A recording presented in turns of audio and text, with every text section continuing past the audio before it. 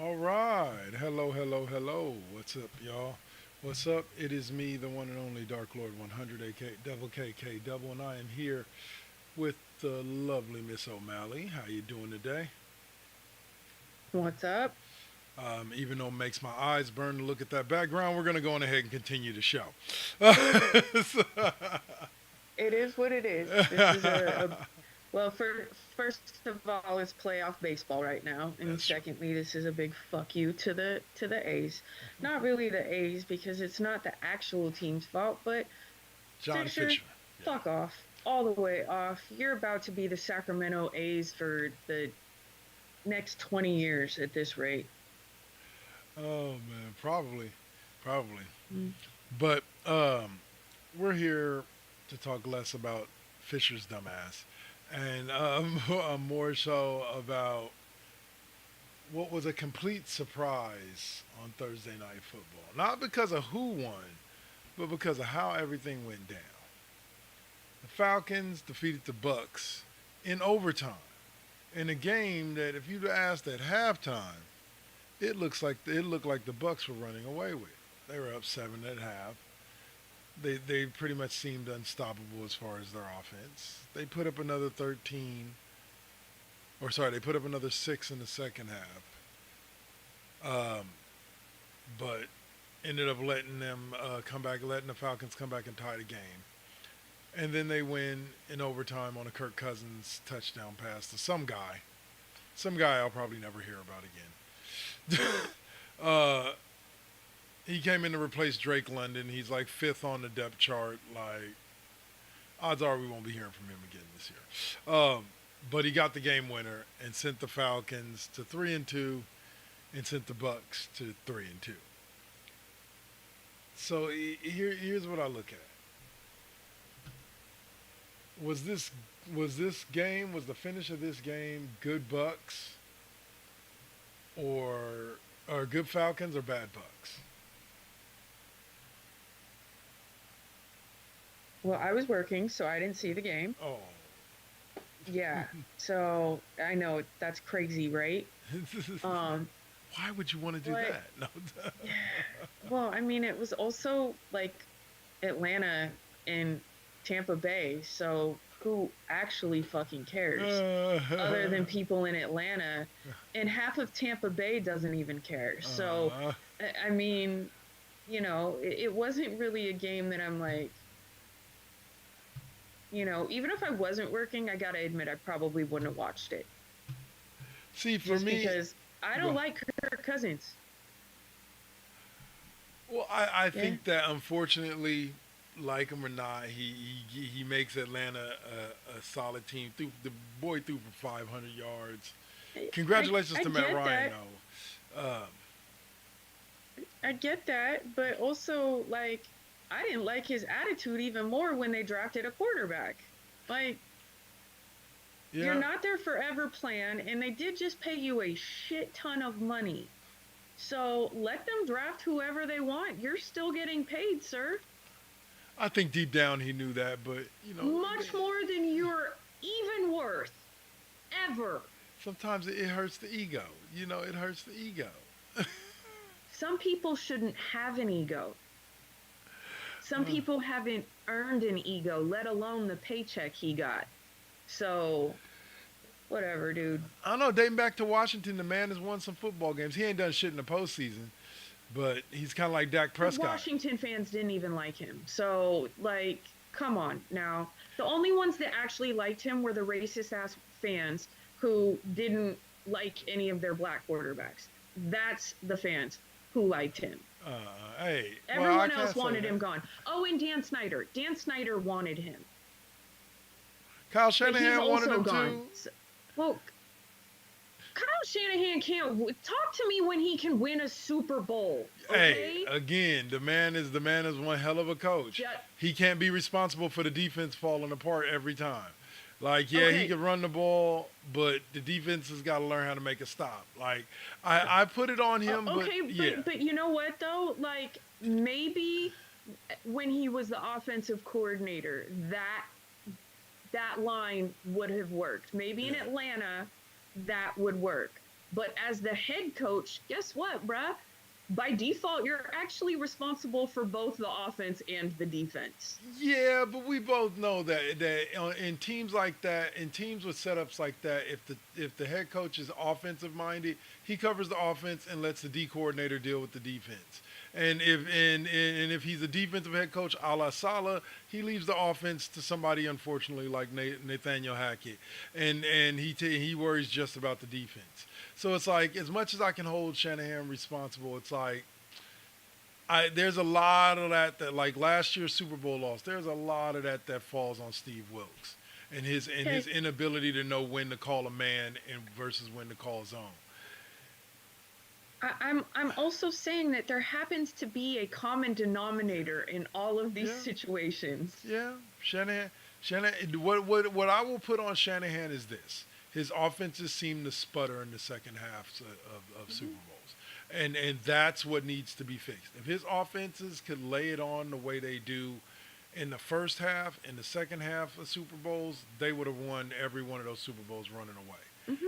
Like, It but wouldn't have mattered what the defense did or yeah. didn't do. So I do hold him responsible for that part of it, and the fact that for some odd reason the defense just got or the offense just got stagnant, and that reason is him. But the loss itself, Purdy walked off the field with a lead, like Jimmy walked off the field with a lead, like, and these leads were given up by defenses that should have never been given up leads, even to the amazing Patrick Mahomes. But like, Yeah, but if they had had even a mediocre second half offensively, they still would have won that game, I agree, I but think. at the end of the day, that never materialized, which meant it was on the defense to do their job and make stops. Like that. That's where I land on it when it comes to that. Is that yes, there's a lot more the offense could have done. Just like they blame Jimmy for that overthrown pass to Emmanuel Sanders. Oh, that could have won him. That's fine. Yeah, you can blame him for that play. The loss still falls on the defense. They needed to make stops. Like they needed to make stops and they didn't, and either the coordinator's at fault or the players on the field are at fault. But those two Super Bowl losses fall to me solely on the defense because they needed to make stops. The offense didn't do what they were supposed to do, yeah, but whether the offense does what they're supposed to do or not, if the defense isn't making stops, you're not going to win the game. Yeah. So, but anyway, but the Falcons did. Congratulations to them. Um, it was an interesting day as far as the day games went today with NFL football. Um, my most surprising, well, I'll say game would be the fact that the Houston Texans are officially now 4-1, I believe, after beating the Buffalo Bills, who've looked horrible the past 2 weeks compared to what they were looking like world beaters early on. Um, yeah, Houston only won 23-20, but CJ Stroud and Jaden Daniels are showing us that these young guys can get out there and do it themselves too, because he made Cleveland's defense look silly. Well, and there's another person, another team that just made Cleveland's defense look even sillier today. Yeah, yeah, As in the Commanders, who are yeah, Jaden another four Daniels. and one team that should really be a 5-0 team had they managed to pull off that first game. Yeah, But they are they've won their last four games, so it's we've we got some young kids really doing some things right now. you got Most of the quarterbacks who are doing things right now are actually fairly young. yes, yes, 100%. Like first, second, third year in the league, or Yep. something along those lines. Yep. You even got what's his name, Caleb Williams, looking decent. And it's funny Yeah. because it's two tiers to it, or two tiers that to me are on even things. You have them young bucks that are definitely up and coming, and then you have guys like Sam Darnold and Baker Mayfield, who are out there looking like, hey, dude, like it wasn't them. It was their surroundings that made them look as bad as they Right. did. You know, Which what and do you expect when you get drafted to the worst team in the league? Like That's being the number one pick, especially for a quarterback. 9 times out of 10, unless you're getting drafted to a team who had an off year, maybe because of a massive injury to a major piece, like your career's fucked. Or you gotta hope that the GM is smart enough to be able to like what was I was watching NFL prime time the other day. And Rex Ryan, or not prime time, but I was watching Get Up in the Morning, and Rex Ryan said it himself. He's like, if you're going to get yourself a rookie quarterback, you need a good running back, you need a veteran wide receiver, and you need a solid blocking tight end, and you need yourself a left tackle. He's like, if you can go out and solidify and find all of those pieces, and then bring in the rookie quarterback that you want to bring in, you're setting him up for success. You use Brock Purdy as an example. Brock Purdy walked into a situation where he had a left tackle with Trent Williams, solid running back, veteran tight end and wide receivers. You know what I'm saying? And he was able to thrive immediately. A lot of the issue with a lot of these guys right now is they don't walk into situations like that. They walk into a situation like Caleb Williams, unfortunately, a mediocre offensive line. But they did try to remedy some of that stuff in the offseason prior to bringing him in. Yeah. They did bring in a veteran wide receiver who unfortunately ended up hurt. Yeah. But they did, even in the other pieces that they drafted, like they tried to make up for some of what they were lacking prior to bringing him in. Sure. You know, that's, I think, part of, there were improvements made in Washington, which is one of the reasons why we're seeing what we're seeing with Jaden Daniels. It also helps that this kid came from the SEC. So even though everybody's holding their breath every time he gets hit, he has played against the top defenses. Even, we're talking about guys that go in from college to the NFL in on defense are making moves right away, because that's what the SEC is. They're defensive powerhouses.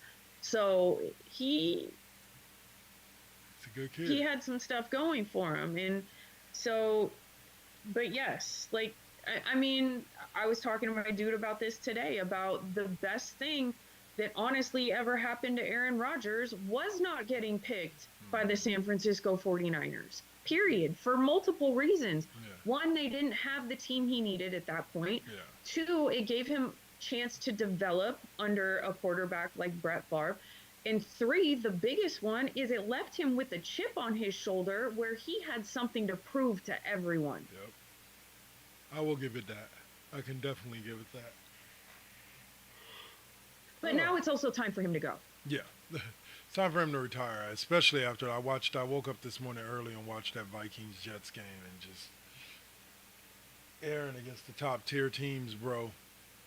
San Francisco, Minnesota, teams with good defenses. Like, you don't look good, bro. Bottom line. Like, don't get me wrong. In the middle of that game, he looked like he was about to do what Aaron Rodgers do and bring them back. But at the end of the day, nah, man. Nah, the Vikings were just too good. The Vikings and Sam flippin' Donald, man. Sam flippin' Donald. All right, so that'll wrap it up for the early games. We're going to go ahead and take our commercial block right now. We'll come back, talk some late games and some Monday Night Football right here on The Classroom, featuring Miss OMalley on First GenXers Twitch TV. Peace.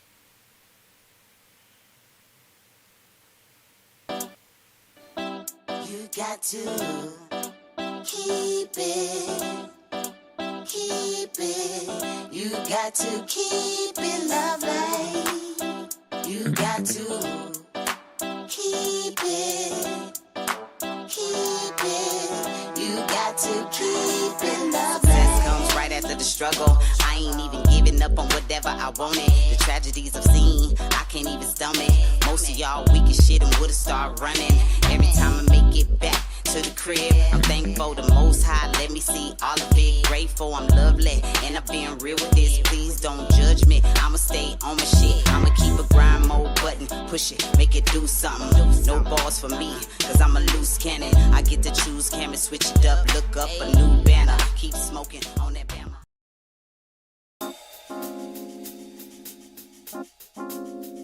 We back at it. Yep, we still doing it. Poetic beat. First GenXers. Gia. Let's get it, y'all. Come on. We back in the building. It's been a long time cooking in the soup kitchen. And I'm chilling with the same. Dropping these beats, won't stop, nope, I can't. Let me get up in the lab, turn it up. Game on with the first GenXers. What's up? Let's flip on the switch or the Xbox and get up in my zone, I'm clowning. Let me clear my throat for a minute. Shout out to my folks while I'm in it. It ain't nothing but love, it's babe business. I really don't know what's so who ain't feeling this. And this is only the beginning. Now versus then, this is something for the chillin'. Poetic got the joints like McDonald's. I'm loving it. It's the first GenXers. We're now rocking with Poetic Beats. This is the first GenXers production. Get your PlayStations out. Get your Xbox out. Get your Switch out. Let's get it in, y'all. Holla back.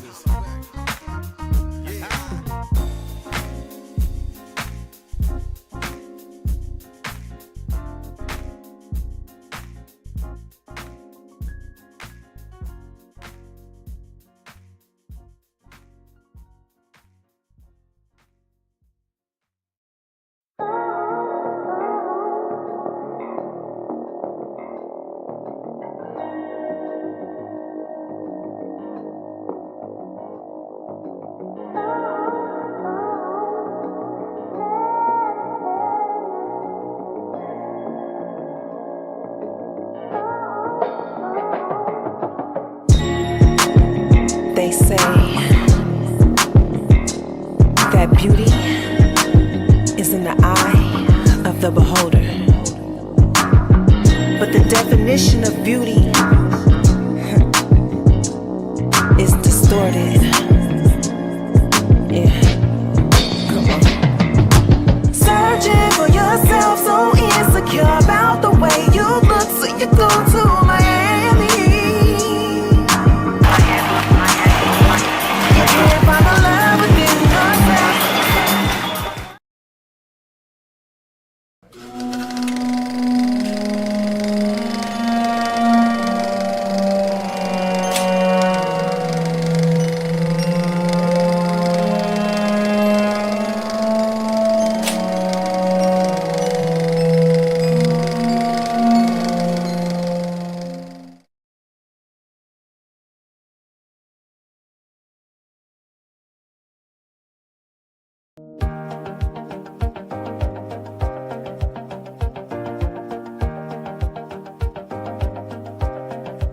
The personnel to man up and get after Patrick Mahomes.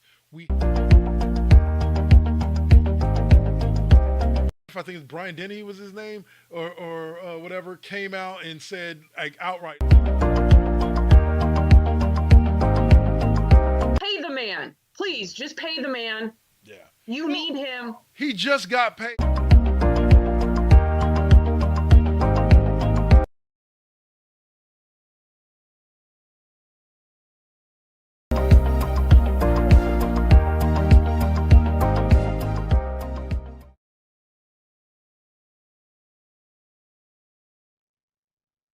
And we are back.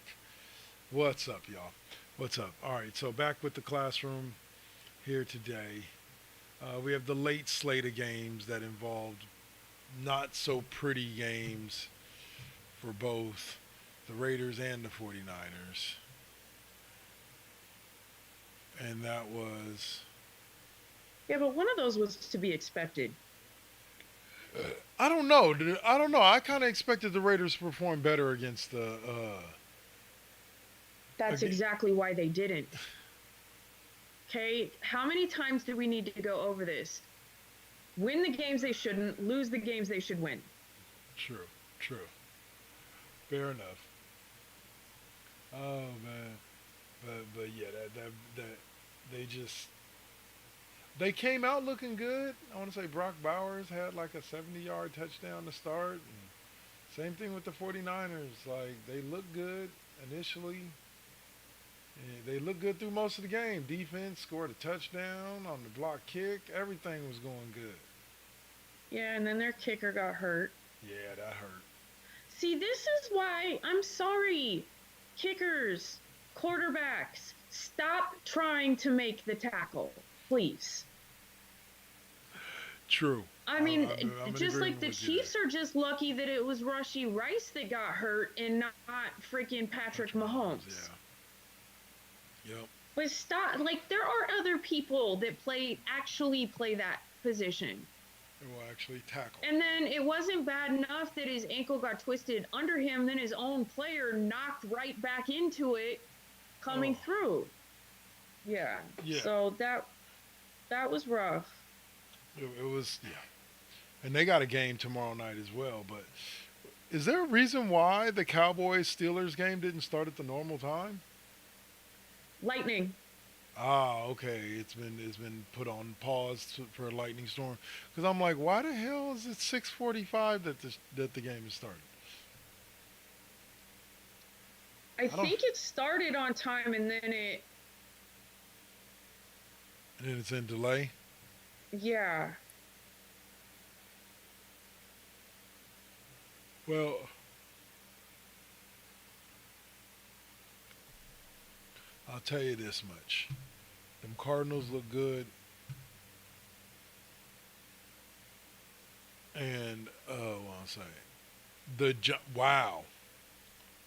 Okay, now this has blew my mind. I didn't know this. I didn't really pay attention to the end of the game. The Seahawks lost to the Giants. What? Yep. 29-20. Daniel Jones leading people to victory. Wow. Wow. I don't even know how to take that in.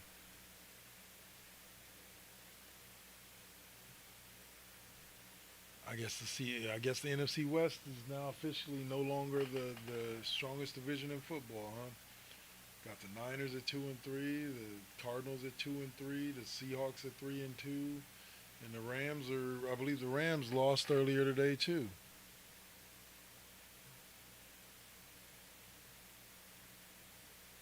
I'm pretty sure they did. But yeah, they lost to Green Bay, and the Rams are 1-4.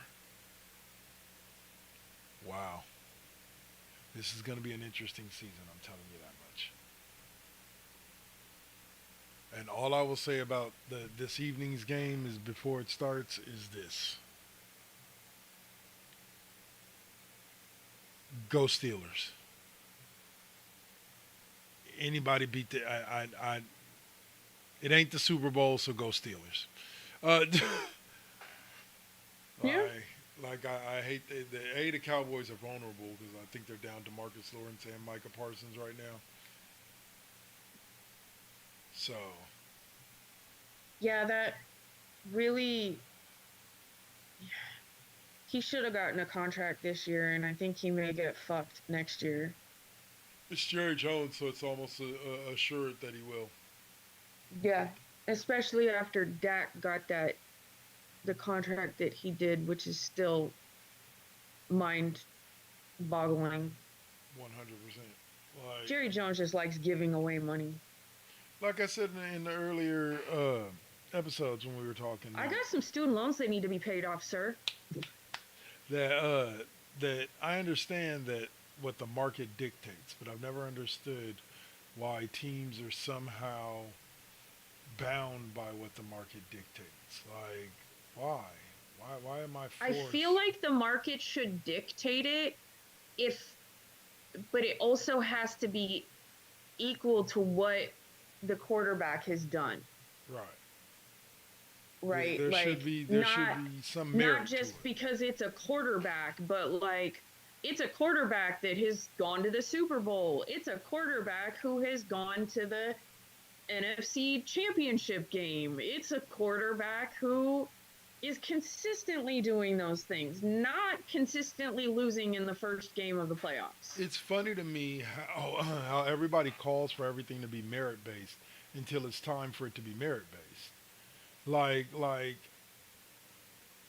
we want everything as far as seniority and what players get this or that or this to be merit based. Like, yeah, depending on how good you are, that's what you get out of it. But when it comes to paying athletes, that's not how we do it. That's not. We pay them. Go back to Cousins. I mean, Yeah. it's insane. It is truly insane. Like I look at it and I go, what in the world? It's not even really like Kirk Cousins. Okay, dude's hot, but like, can we set it up as tiers? Like, if you haven't been to a Super Bowl, you shouldn't be making 50, $60 million a year. Period. Like you shouldn't be at that tier. There are certain players that should be at the tier. Aaron Rodgers been to a couple of Super Bowls. Dude can make $60 million a year. Fine, whatever. You're paying Patrick Mahomes. Give that man whatever money. Period. 50, $60 million a year. Whatever. Yeah. I would say he right now should be the highest paid quarterback. I'm like Brock Purdy. You could pay him in the 40, 50 million. I'd be okay with it. He's been to what? One Super Bowl, two NFC Championship games. So like, I'm here for it. But guys like Dak Prescott. I'm not saying you're not talented. I'm not saying that you don't deserve to be paid well for what you do. I just don't think you deserve to be the highest paid at your position. And to be top tier, top pay, that is to me when postseason needs to come into play. If I'm going to pay you as the Yep. top guy in the league, I got to know that you can take me to a Super Bowl. Period. You can win a Super Bowl for me. If I'm going to make you the highest paid player at your position, I got to know you're going to do what you need to do to either help us get to or win a Super Bowl. Right. I mean, at this point, they just settle for getting there, I think, because, well, first it's him, then it's Tony Romo. So y'all haven't been in some decades. Oh, I want to say their last Super Bowl appearance was 95, so it's been going on 30 years now. Yeah.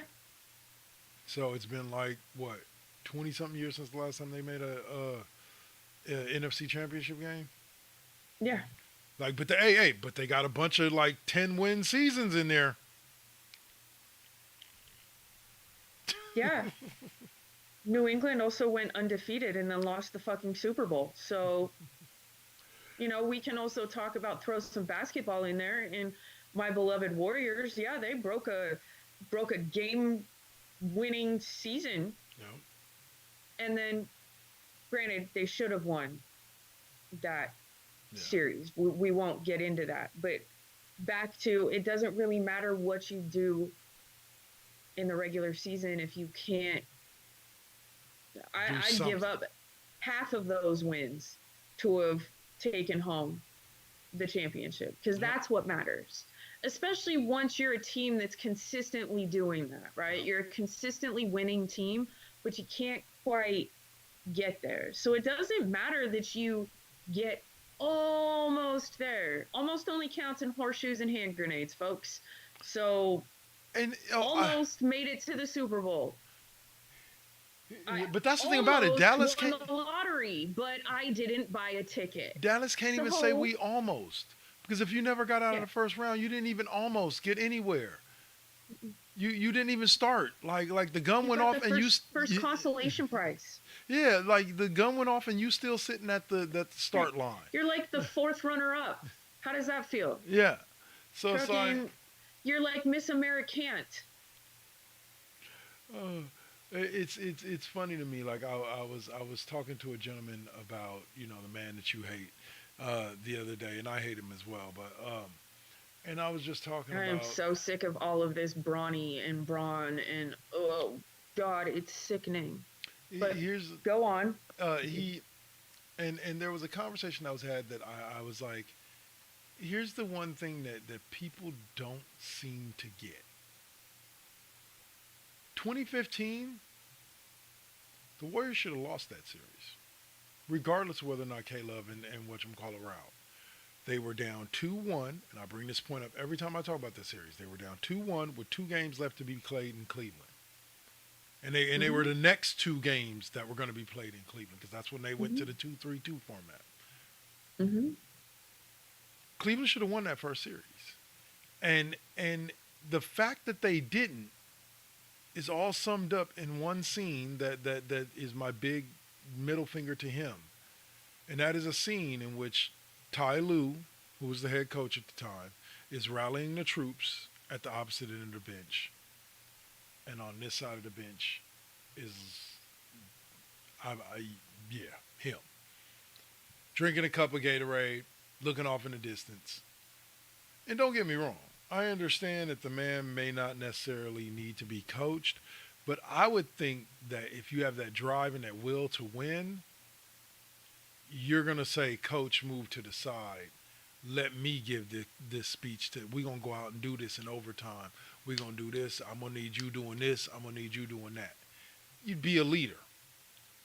Once But I he can't do that because then he can't blame it on anyone but himself. He's not actually a leader when it comes to basketball. He's not. Not even close. He's a great individual player. Because a leader doesn't throw his teammates under the bus when something goes wrong, but then take all of the responsibility when it goes right. Or allow the media to You can't actually have it both ways. Right. You either take full responsibility winning and losing, or and that is always what I've had the problem with. It's always what I will have the problem with, is because he throws everybody under the bus and blames everybody else when they lose. And he allows the media to do it as well. He allows the media to throw his teammates under the bus. He allows them. And I want to say this. I said this before we jump off the subject of him. I want to say this one last time. I've said it. It was always something, a small quote from Brian Windhorst, Mr. LeBron, that always rubbed me the wrong way. Or not rubbed me the wrong way, but told me a lot of what I needed to know about LeBron James. Brian Windhorst himself literally said, Mr. LeBron himself literally said, LeBron, more than any other athlete of his ilk in sports, attempts to control the media narrative around himself. Mm-hmm. More than anybody else. Mm-hmm. That told me a lot. Mm-hmm. As athletes, you really shouldn't care about the media narrative. It's very manipulative, literally. And from day one, he's tried to control the media and has done a fairly successful job of controlling the media narrative around him and his legacy. But I don't know, because when he's in a bad mood, he is really shitty to those reporters. Yeah. And that's another thing that I've always taken issue with, is when he's had a bad game and the reporters ask the questions they should be asking, he's a dick. Yeah. He can be, for sure. And that's the thing with it, is like, I get it. You're LeBron and James, blah, blah, blah, blah, blah. But at the end of the day, you're, again, great individual basketball player does not hold the intangible qualities I would want in somebody that I call the greatest basketball player I've ever seen. The greatest basketball players we've ever seen also made the other players around them better. Mm-hmm. LeBron has actually held some of the players back and kept them from being as good as they could be. Look at freaking D'Lo. Yeah. D'Angelo Russell is a prime example of it. Well, I always use Kevin Love. Yeah. Kevin Love was a 20-10 guy before on a regular basis, he was a 20-10 guy before he started playing with LeBron James. And he became a spot-up shooter. And that's not his game. Now that he's with a Miami team that allows him to play more his style, he's contributing in the ways that he can. Now he's a little older, so he's not necessarily a 20-10 guy, but he's out there giving them like anywhere from 9-10 points to 8-9 rebounds, and that's pretty decent for a guy coming off the bench, basically maybe playing about 20 minutes. Um, but in general, like yeah, K Love to me is one of those big examples of like a player that was just baller ball. Chris Bosh. Chris Bosh was a Hmm. 25 and or 24 and 10 guy or 24 and 12 guy before he came to play with LeBron and became a 17 and 10 guy. Hmm. Other players have a tendency to lose their lose stats because LeBron has to get his. It's sad. Hmm. Hmm.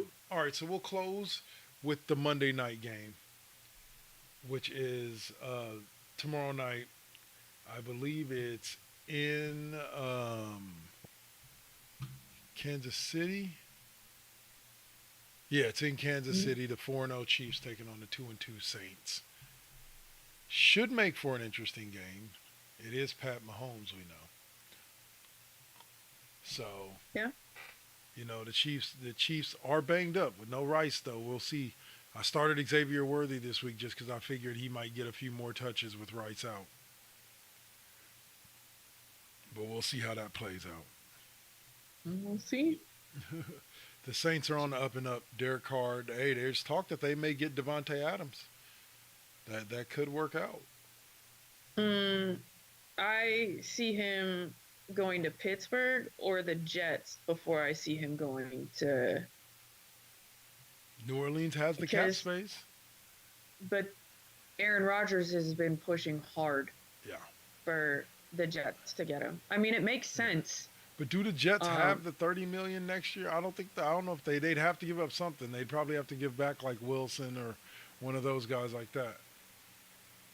I mean, that might actually be beneficial for. For him, yeah. Yeah. Hmm. Very true. Very, So, very true. So, but I expect it to be a pretty fun game. yeah. Mahomes to do his thing. I expect the Derek Carr. I don't know. Like I said, the Chiefs defense is good, but that Saints offense has been really good. So Well, and here's the other thing, too, though, is that having been with the Raiders for as long as he was, he's had his share of playing against the Chiefs. yeah, So, yep. it's not necessarily the same exact team, but there's enough of it still there that It, that's hey, he's got experience. yeah, So, should be interesting. I'd like to see him do well just because I'd like to see, just another yeah. nephew to now Vegas. But I'll be honest. As a former graduate of and Hayward High alumni, I was mad at them after they dropped Jack Del Rio. So yeah, yeah, yeah. well, Shout out to Religion 420 FL for the raid. Appreciate you bringing two people along with you. We appreciate it. Well, I'll say we're gonna go on ahead though and wrap it on up. The Chiefs being the last topic of the evening. Um, the Dodgers.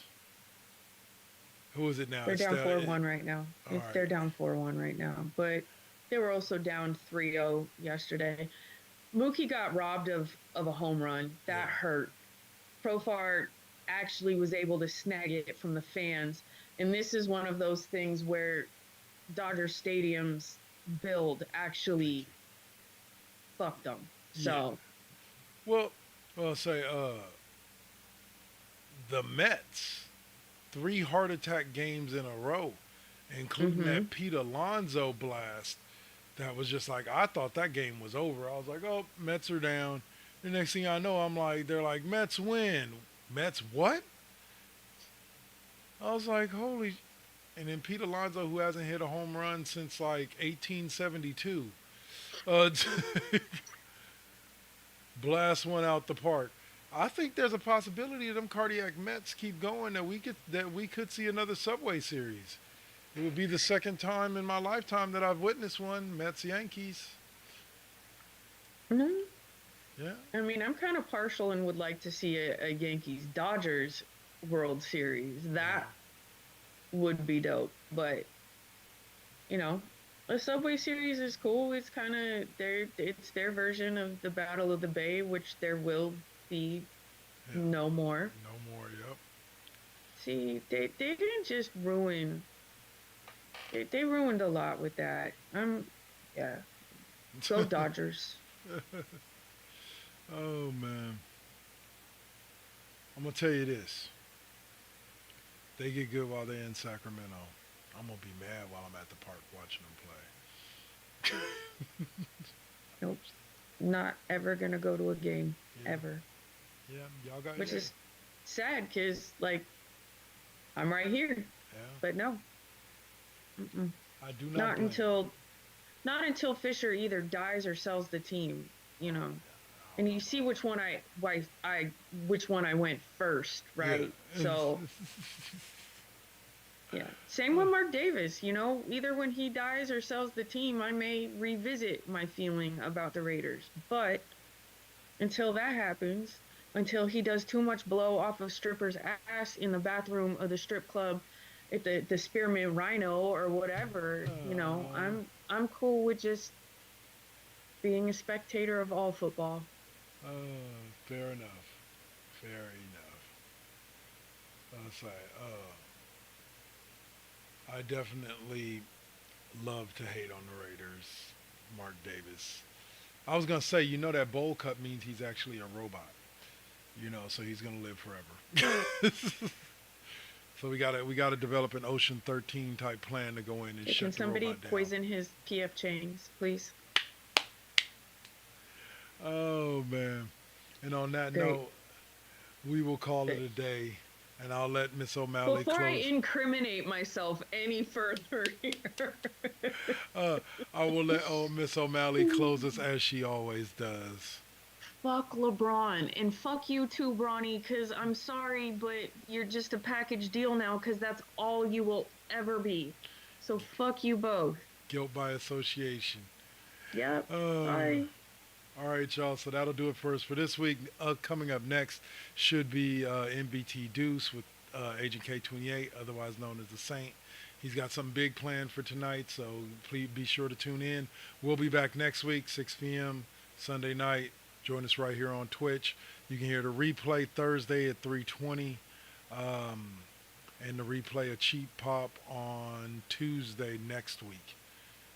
I'm kind of a week ahead with that one, so Tuesday next week. So, and you can always find the replay over at 2KK2network.com. You see the websites right there, firstgenxers.com as well.